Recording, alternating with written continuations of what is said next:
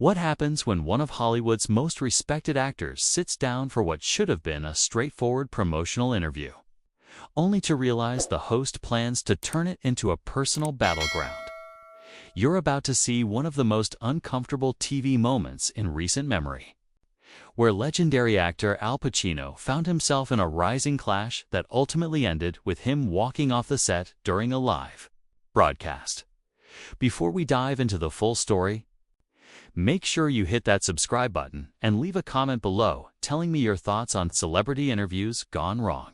Trust me, you'll want to stick around for this one, because what unfolds is truly unbelievable. It began as a routine appearance on The View. Al Pacino, the iconic star of The Godfather, Scarface, and countless other classics, was there to promote his newest project. Now in his 80s, the veteran actor was known not only for his intensity and passion, but also for his professionalism. Over decades, he had handled thousands of interviews, moving effortlessly between serious film discussions and playful talk show banter. But on this particular morning, something felt off from the moment he stepped onto the set. The usual pre-show greetings seemed strained, and there was an undercurrent of tension he couldn't quite pinpoint. Joy Behar, co-host of The View, known for her sharp tongue and political edge, had apparently decided this would not be a typical promotional chat. From the very first question, it was obvious she had her own agenda. So, Joy began, leaning forward with a smile that felt more predatory than friendly. "Let's talk about your new film. But first, I have to ask about some of your past work. Looking back, do you ever regret glorifying violence in movies like Scarface? I mean, doesn't Hollywood have a responsibility to society?" Pacino, clearly thrown by the confrontational opening, paused. His eyes narrowed a familiar look to anyone who'd seen his films. "Well, Joy, that's a pretty loaded question to start with," he answered calmly, but with an edge. "Cinema explores the human condition, including the darker parts. We're storytellers, not moral instructors." But Joy pressed on, ignoring his thoughtful response entirely. "How many kids do you think tried to imitate Tony Montana? Don't you feel any responsibility for that?" The other hosts exchanged uneasy glances. No one expected the interview to take this turn, especially not right away. Whoopi Goldberg tried to steer things towards something lighter, asking about his preparation process. But Joy cut her off immediately. No, let him answer," she insisted, waving her colleague away. "This matters, Al. You've made millions off violent characters. Don't you think you owe society an explanation?" Pacino's jaw tensed. "I don't owe society anything except honest performances," he said, his famous intensity beginning to show. "Every role I've played, I approached with respect. If you want a philosophical debate about art and responsibility, we can have that. But that's not what you're doing. What's that supposed to mean?" Joy shot back. "It means you're more interested in creating conflict than having a conversation." Pacino replied directly. "I've been doing interviews for over 50 years. I know the difference between a conversation and an interrogation." The tension was now thick. Camera operators hesitated, unsure where to aim, and the other hosts looked like they wished they could disappear. But Joy was far from finished. "Oh, so now I'm interrogating you," she said with a humorless laugh. "I'm asking real questions about your career. If you can't handle that, maybe you're in the wrong business." The studio went silent except for the quiet whir of the cameras. Pacino stared at her for a long moment, and everyone could feel the atmosphere shift. This was no longer an awkward interview. Something much bigger was unfolding. "Listen," Lady Pacino said, his voice low but heavy with decades of authority. "I've been answering questions about my work since before you had your first job on television.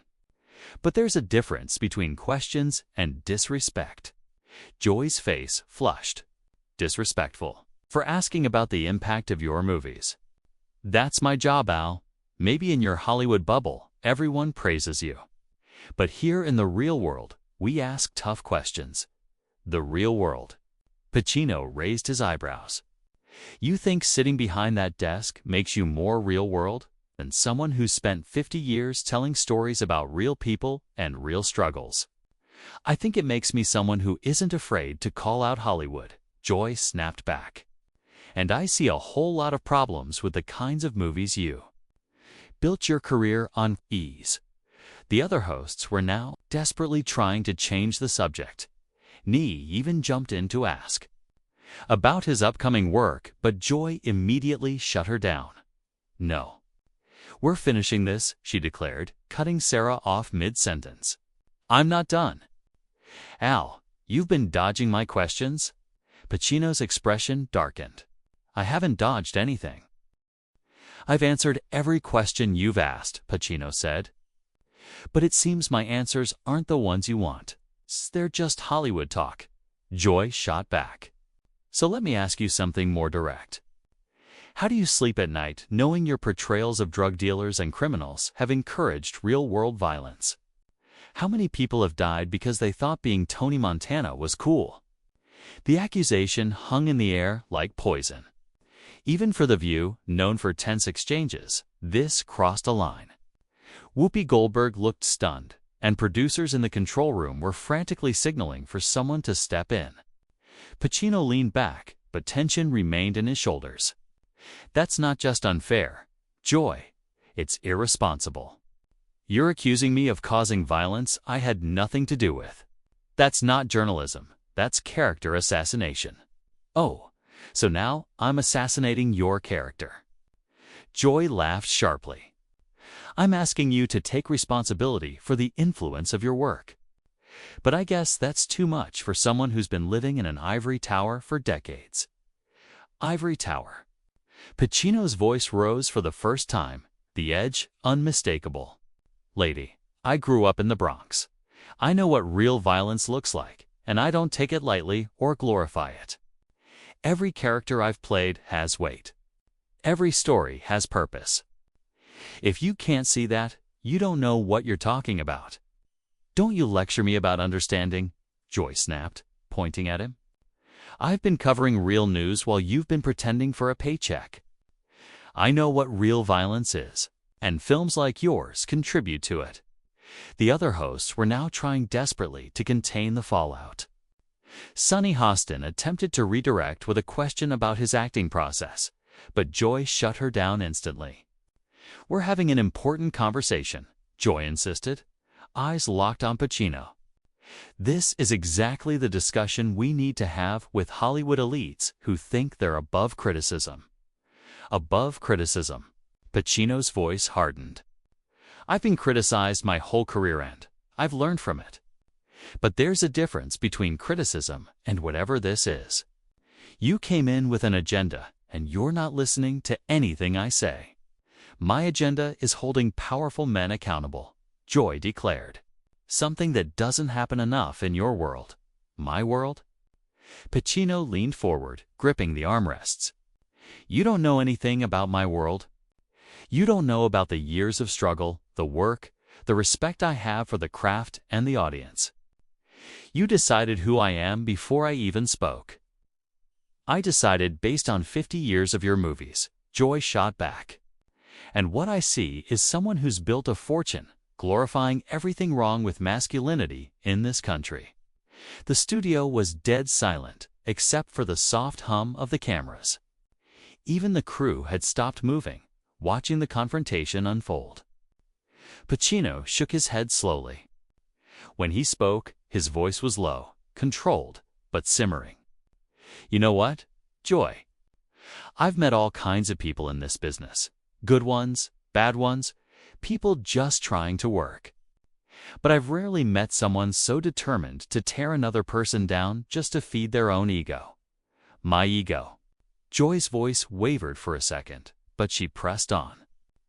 This isn't about ego. It's about accountability, something your generation refuses to grasp. My generation? Pacino's eyes flashed. My generation built the very industry you're sitting in. We created the stories, took the risks, opened the doors for everyone who came after. And you want to lecture me about accountability? Yes, Joy said firmly. Because someone has to. Somebody needs to ask the questions everyone else is too starstruck to ask. Hard questions? Pacino let out a cold, humorless laugh.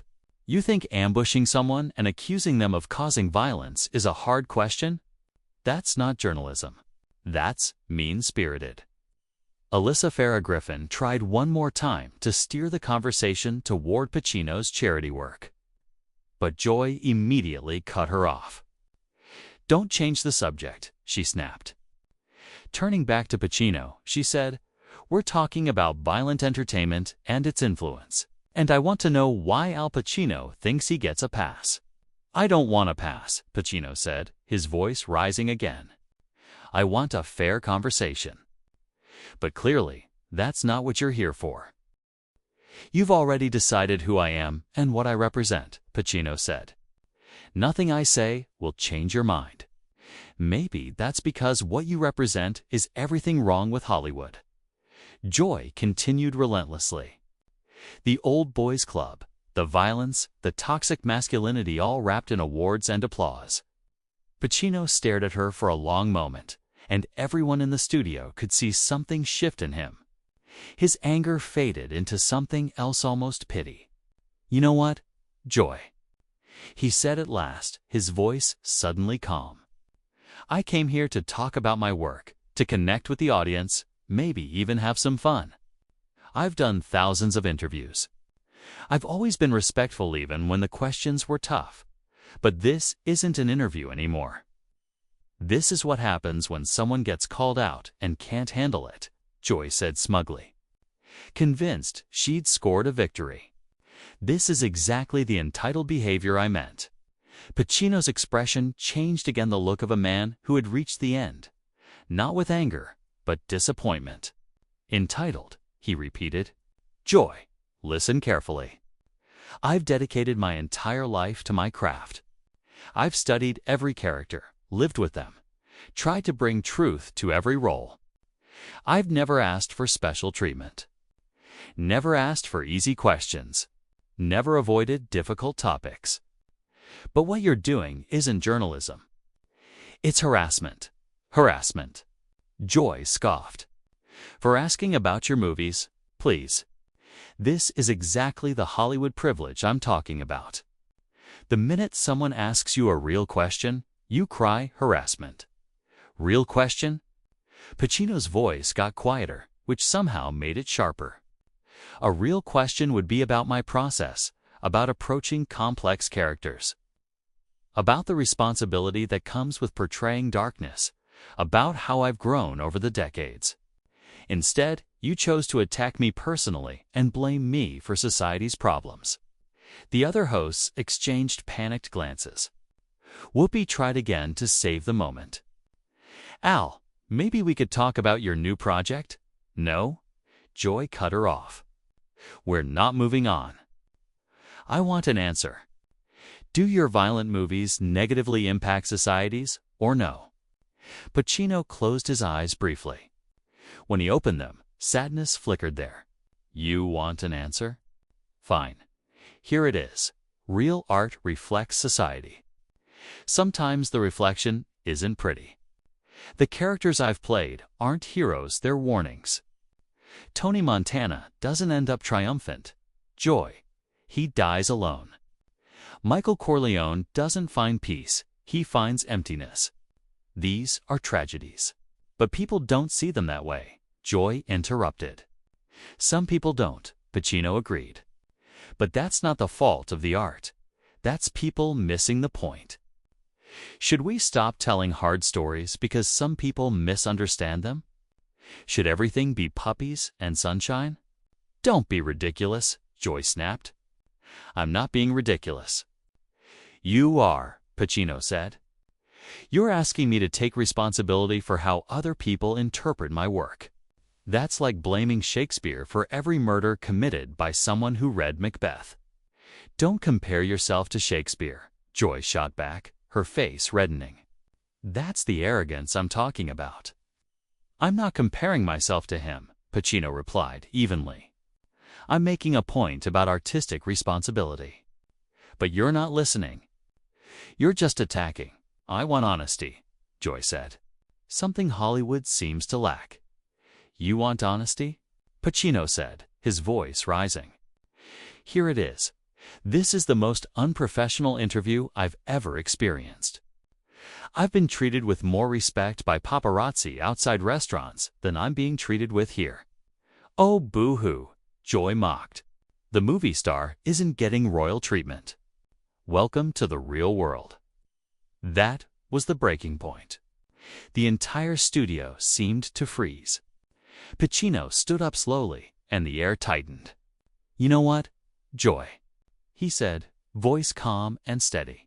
I've been in this business over 50 years. I've worked with the greatest directors, actors, and writers. I've been criticized by people who actually know what they're talking about, and I learn from them. But never not once have I been treated with this level of disrespect by someone calling themselves a professional. If you can't handle the heat, Joy began, but Pacino lifted a hand. No, you're finished talking. I listened to you, now you listen to me. I came here as a guest. With respect for this show and its audience, I came ready for a real conversation about my work and my experiences. Instead, you used me as a target for whatever personal anger you're carrying, and I'm done. Joy finally found her voice.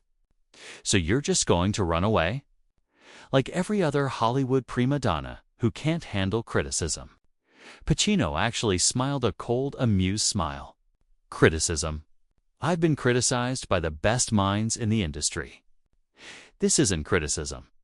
This is just cruelty. And life's too short for cruel people. He began removing his microphone. Panic rippled through the control room. Al, please, Whoopi said softly. Don't go. We can reset. Pacino looked at her tenderly. Whoopi, you're a class act. You always have been. But I can't do this. I won't. Joy, sensing she'd crossed the line, tried to seize control. Fine. Leave. Show everyone who you really are. Pacino paused, then looked directly at her. You want to know who I really am? I'm someone who spent 50 years working hard, respecting my craft, giving everything I have to every role. I'm someone who genuinely loves storytelling and the people who watch our films. And I have enough self-respect to walk away from someone who doesn't deserve another second of my time. He handed his microphone to a stunned assistant and walked toward the exit. This is live TV, Al. Joy shouted. You can't just walk off. Pacino stopped, turned back, and said, Watch me. Then he walked off the view, leaving behind a shocked audience, horrified co-hosts. And one very red-faced Joy Behar had just learned what happens when you push a legend too far. The cameras kept rolling as the remaining hosts scrambled to fill the silence. But nothing could erase what viewers had just witnessed, a masterclass in dignity under fire, and a reminder that respect should be freely given, never demanded. What did you think of this showdown? Have you ever seen an interview fall apart this badly? Drop your thoughts below and don't forget to subscribe for more stories like this.